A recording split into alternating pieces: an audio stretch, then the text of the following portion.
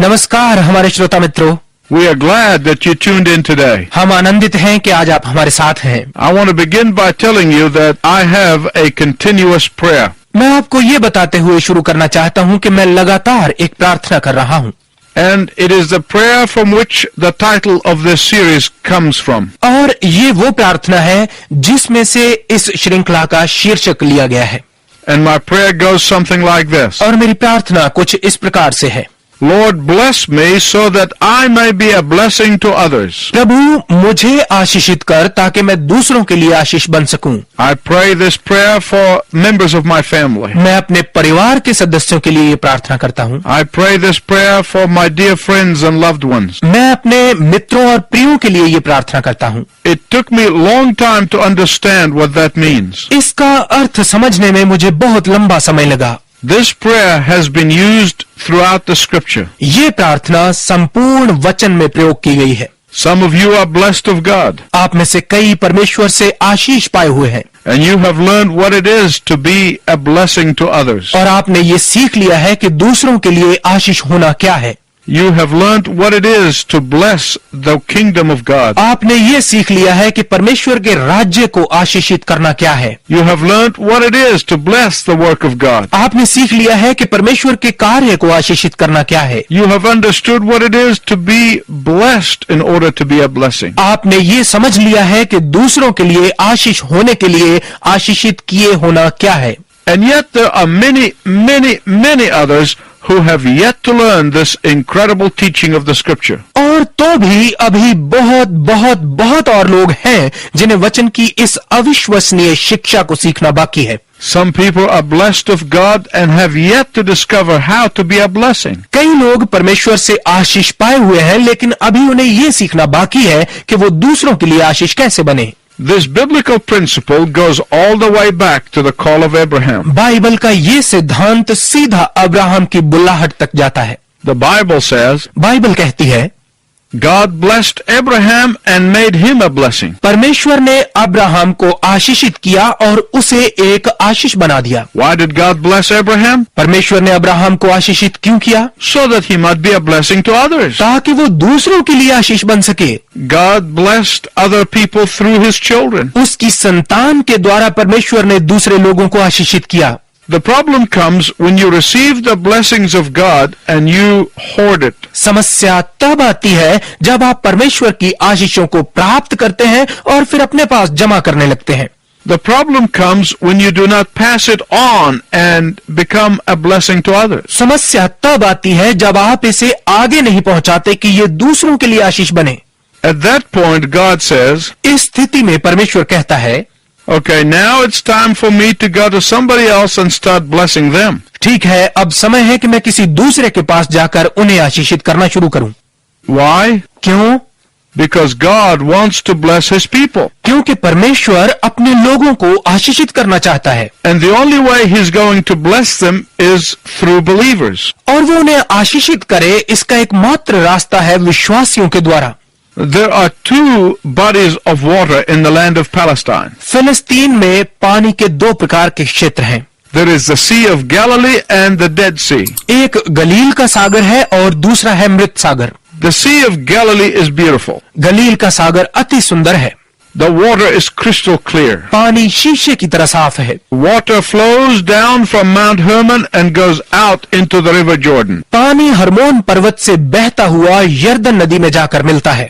The water is pure and good to drink and can sustain animal life. ये पानी पीने के लिए शुद्ध और अच्छा है और पशु जीवन को कायम रख सकता है। But then there is the Dead Sea, परंतु फिर वहाँ मृत सागर है, where the water comes in and stays there. जहाँ पानी आता है और वहीं जमा हो जाता है। Its water is filled with salts and cannot be used for drinking, and no fish can live in it. इसका पानी नमक से भरा है और पीने के प्रयोग में नहीं लाया जा सकता और कोई मछली इसमें जीवित नहीं रह सकती। And the question that you must ask yourself is this: और वो प्रश्न जो आपको खुद से पूछना चाहिए वो ये है, Spiritually speaking, am I the Sea of Galilee or the Dead Sea? आत्मिक रूप से कहे तो क्या मैं गलील का सागर हूँ या मृत सागर हूँ? God wants to bless people, परमेश्वर लोगों को आशीषित करना चाहता है, but He wants to bless them through us. परंतु वो उन्हें हमारे द्वारा आशीषित करना चाहता है। God wants to bless people, परमेश्वर लोगों को आशीषित करना चाहता है,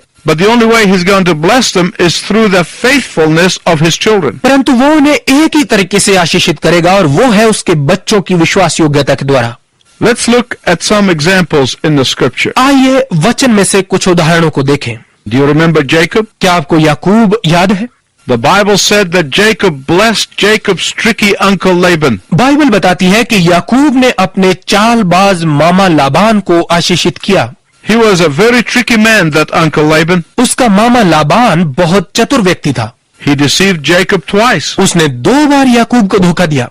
First, he gave Jacob the wrong girl to marry, पहले उसने याकूब को शादी के लिए गलत लड़की दे दी and then Laban made him work for another 7 years. और फिर लाबान ने उससे और 7 साल काम करवाया। Laban was a deceitful man. Laban एक धोखेबाज व्यक्ति था, And yet the Bible says that God blessed tricky uncle Laban because of Jacob. और बाइबल कहती है कि तो भी परमेश्वर ने याकूब के कारण उसके चालबाज मामा को आशीषित किया।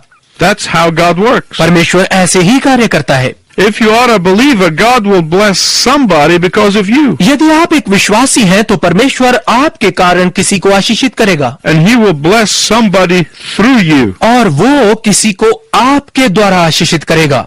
God blessed the house of Potiphar in the times of the pharaohs in Egypt. मिस्र में फिरौन के समय में परमेश्वर ने पोतीफर के घर को आशीष दी। Why? क्यों?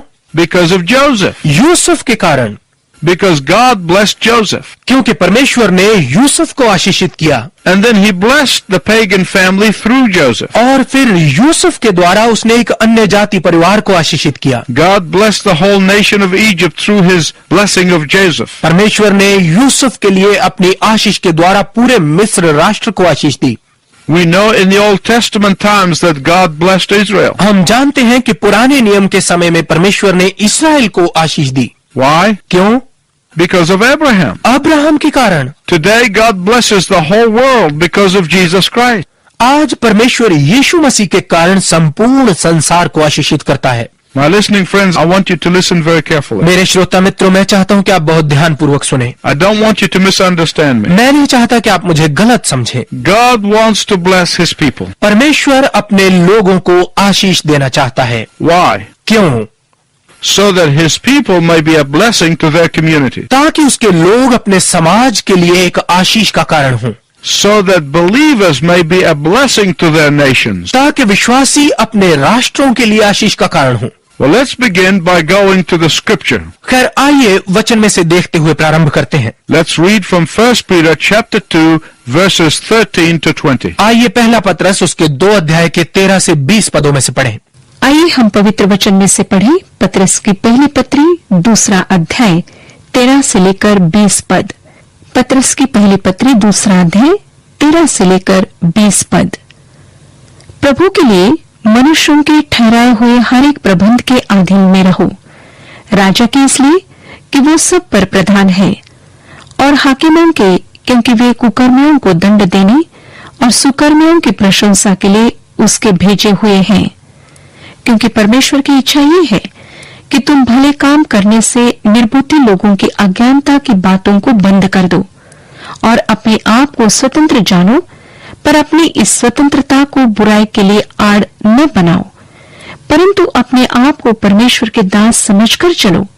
सबका आदर करो, भाइयों से प्रेम रखो, परमेश्वर से डरो, राजा का सम्मान करो।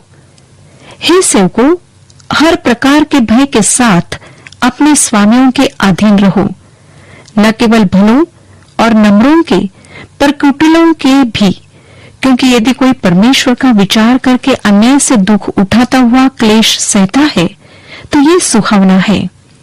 क्योंकि यदि तुमने अपराध करके घूसे खाए और धीरज धरा तो इसमें क्या बड़ाई की बात है। पर यदि भला काम करके दुख उठाते हो और धीरज धरते हो तो ये परमेश्वर को भाता है। Some of you perhaps while you're listening to this passage may have questions. इस भाग को सुनते हुए शायद आप में से कुछ लोगों के मन में कुछ प्रश्न आए।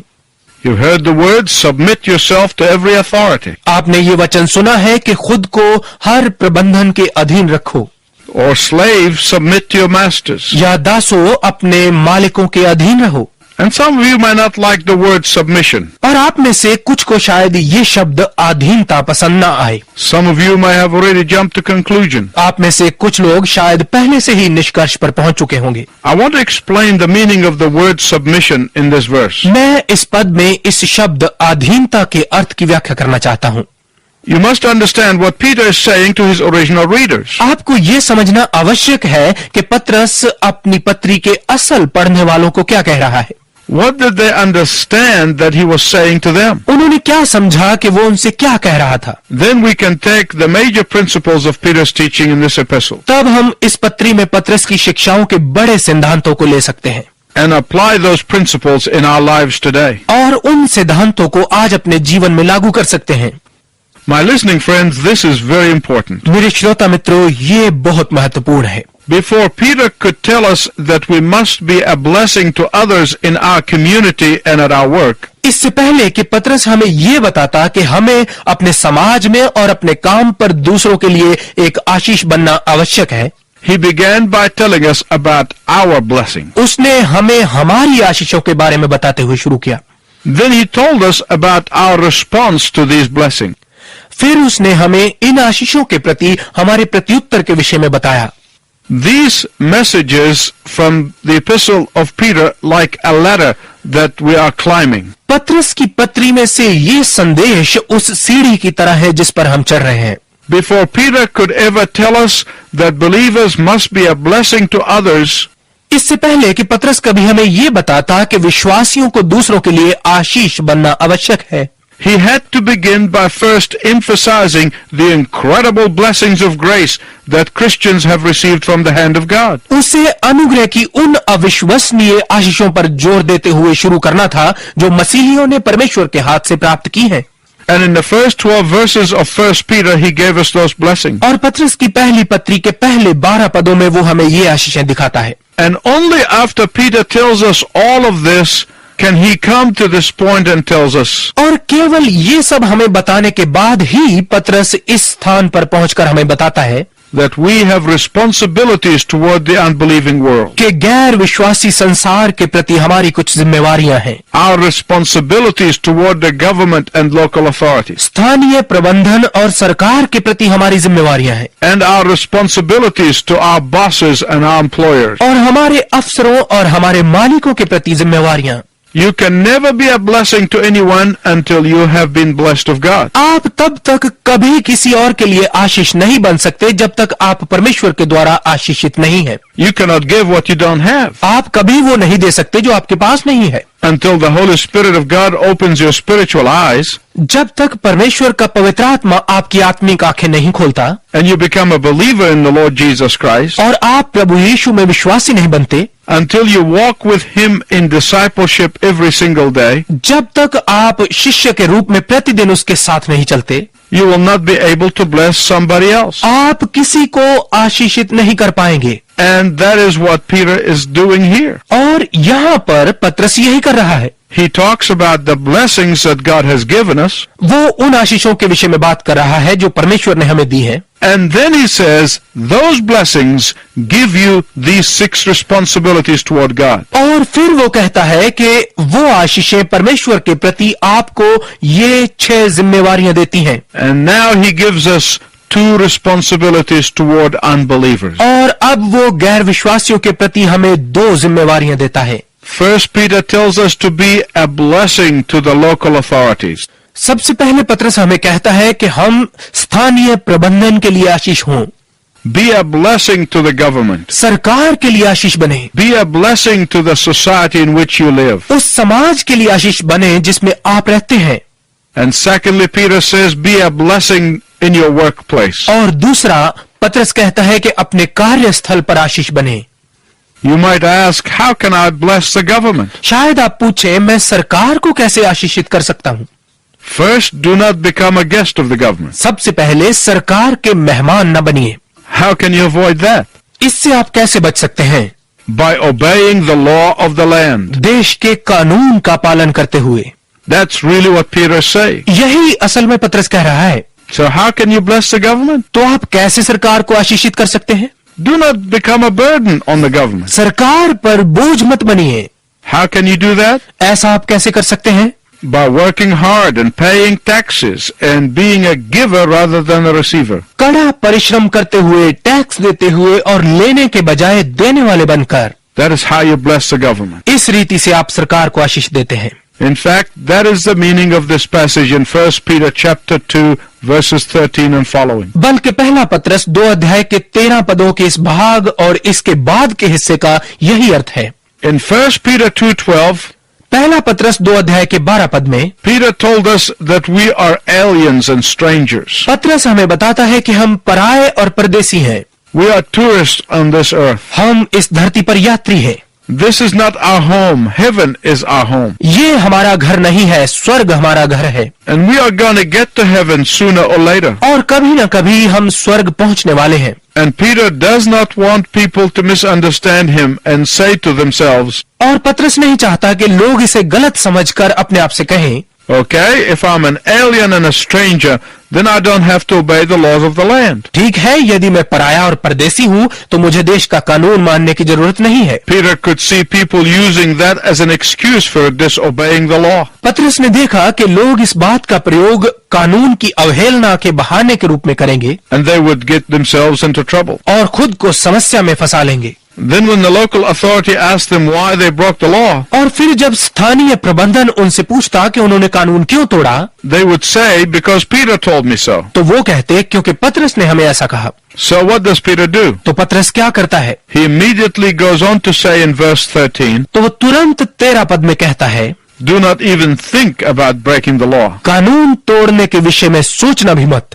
Do not think about living in lawlessness. कानून विहीनता में जीने के विषय में मत सोचना। Do not even think about living in disregard to the laws of the land. देश के कानून के प्रति अनादर में जीने के विषय में सोचना भी मत। Or try to look at it this way. या इसे इस प्रकार से देखने का प्रयत्न कीजिए।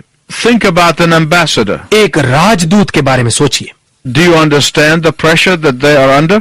क्या आप उस दबाव को समझते हैं जो उन पर होता है? It is a unique kind of pressure. ये अजीब तरह का दबाव है। While an ambassador represents his own country, एक राजदूत अपने देश का प्रतिनिधित्व करते हुए he is living in another country. एक दूसरे देश में रहता है, He is always loyal to his own country, परंतु वो अपने देश के प्रति वफादार रहता है, while he is living in his host country. जबकि वो अपने मेजबान देश में रह रहा है। He is still subject to the laws of his home country, तो भी वो अपने देश के कानून के अधीन है, while he is representing his home country. जबकि वो अपने स्वदेश का प्रतिनिधित्व कर रहा है। But he does not and cannot go around breaking the laws of his host country in which he is living. परंतु वो अपनी मनमर्जी करते हुए अपने मेजबान देश जिसमें वो रह रहा है उसका कानून नहीं तोड़ता और ना तोड़ सकता है। An ambassador respects the laws of the host country. एक राजदूत मेजबान देश के कानून का सम्मान करता है। Ambassadors have to walk a very tight rope. राजदूतों को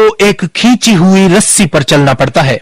He abides by the laws of the host country वो मेजबान देश के कानून से बंधा रहता है to avoid a hint of scandal or embarrassment to his country. कि उसके देश के लिए बदनामी या परेशानी की कोई बात न होने पाए। Why? क्यों? Because he does not want to shame, dishonor, disgrace, or bring disrepute to his own country. क्योंकि वो अपने देश पर लज्जा, अनादर, बदनामी या अपमान नहीं लाना चाहता। And that's exactly what Peter is saying. और बिल्कुल यही पतरस कह रहा है। He is saying this is how you believers in Jesus Christ should behave in your host country. वो कह रहा है कि तुम्हें भी जो यीशु मसीह के विश्वासी हो अपने मेजबान देश में इसी प्रकार का व्यवहार रखना चाहिए।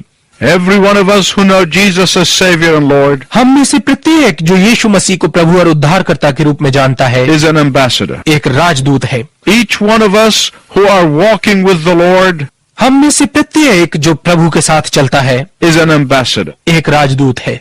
And I want you to join us next time when I'll tell you more about being a blessing in your country and in your workplace. और मैं चाहता हूं कि आप अगली बार भी सम्मिलित हों जब मैं आपको आपके कार्यस्थल में और देश में एक आशीष बनने के विषय में और अधिक बताऊं।